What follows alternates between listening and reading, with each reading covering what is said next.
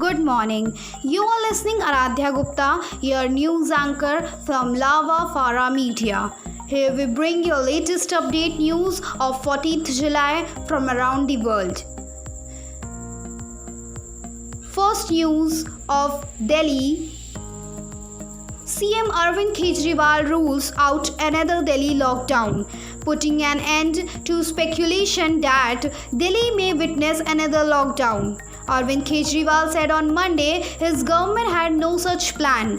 Many people are speculating whether another lockdown in Delhi is being planned. There are no such plans, the Chief Minister tweeted. This is in line with his earlier observation that we have to learn to live with COVID-19 and economic activity needs to be back on track.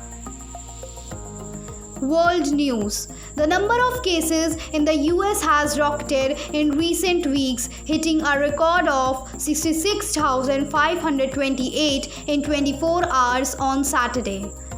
The country has now registered a total of 3 million infections.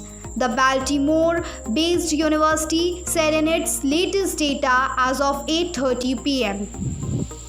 The death toll stood at 135,171 with 442 additional deaths counted.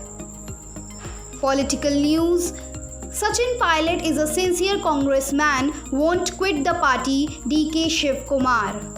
Amid deepening political crisis in Rajasthan, Karnataka Congress President DK Shiv Kumar on Monday expressed confidence that Deputy Chief Minister Sachin Pilot will not quit the party and called him a sincere congressman. Corona update. New coronavirus infections top 29,000, over 3 lakh active cases now.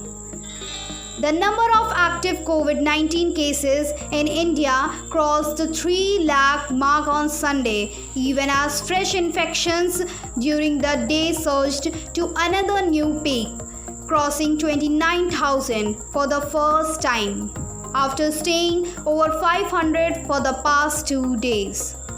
The daily death toll came down slightly to 492.